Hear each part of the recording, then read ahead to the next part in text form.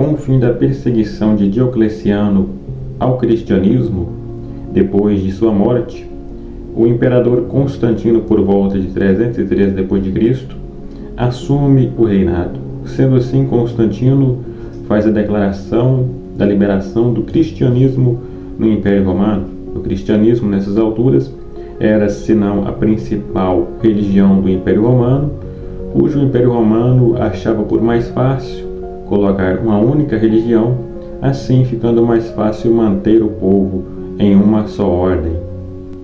O cristianismo foi muito perseguido, principalmente pós a era do cristianismo aprovado no Império Romano. O Império Romano aprovou o cristianismo pós a era de Diocleciano, que perseguiu bastante os cristãos, queimando livros e impondo regras que sujeitavam o cristianismo fora de Roma. Sendo assim, o cristianismo foi bastante perseguido por Diocleciano. Houve queimas de livro, houve perseguições intensas religiosas e perseguições mais grandes ainda sobre aqueles que não negavam o cristianismo, mas continuavam mantendo a sua fé e a sua religiosidade. Também após a queda de Diocleciano, após sua morte, o imperador Constantino assume o reinado em Roma. Também temos o Império Sassânida, que era o império rival de Roma, que fazia fronteiras com Roma.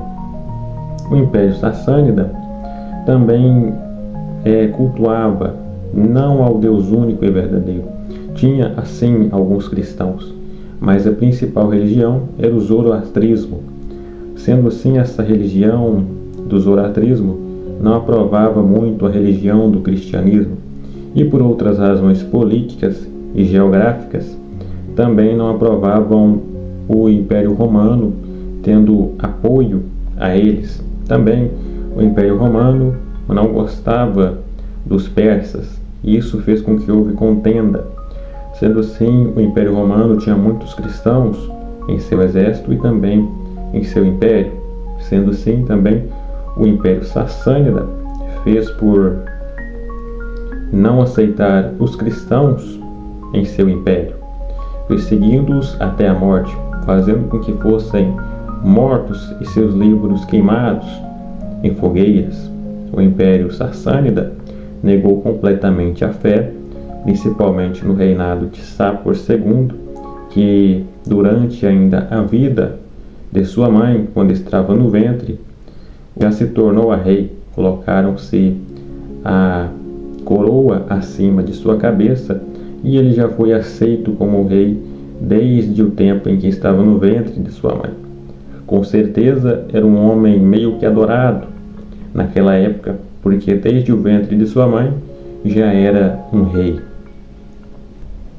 Sapor II reinou no Império Sassânida por volta de 309 a 379 d.C., sendo o imperador do Império Sassânida. Este imperador não aceitava outra religião senão o zoroastrismo.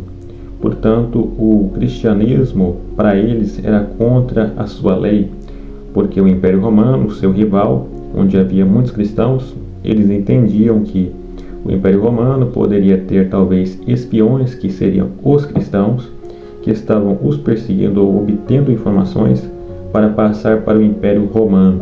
Durante o reinado de Constantino em Roma e Sapor II no Império Sassânida, houve-se grande perseguição e derramamento de sangue, porque desconfiavam dos cristãos e porque isso os perseguia até a morte, queimando seus livros sagrados. E o Império Sassânida é mais ou menos o que equivale ao hoje o Iraque, o Irã, ao Afeganistão, ao Azerbaijão, Geórgia e entre outros territórios, principalmente Iraque e Irã. O Império teve bastante extensão territorial, isto que fez com que o Império Romano ficasse difícil para o seu crescimento devido ao tamanho do Império Sassânida. Sendo assim, um querendo ser maior que o outro, houve-se então essa distinção de ideias e leis entre os dois impérios. Não houve nenhum acordo fechado. O imperador Sapor II, que pertencia mais ou menos à 10ª dinastia, era conhecido como Shah. Shah significava rei dos reis. Ele, portanto, mandava e desmandava nas tropas cujo eram fortes, e várias vezes derrotaram Roma e perseguiram e tomaram posse de suas terras. Em uma das últimas batalhas entre o Império Romano e o Império Sassânida, foi um efeito devastador para Roma principalmente, cujo o imperador Valeriano, por volta de 252 d.C., foi sequestrado pelo imperador Sapor, que estava além de Roma no Império Sassânida. Foi uma perseguição cruel também sobre os judeus em Jerusalém, cujo imperador não negou devastá-los. Então, nesse contexto histórico, se estoura uma grande perseguição, principalmente contra o cristianismo, porque o cristianismo já havia se espalhado até mesmo sobre o Oriente Médio e também, principalmente, sobre o Império Sassânida e Roma também.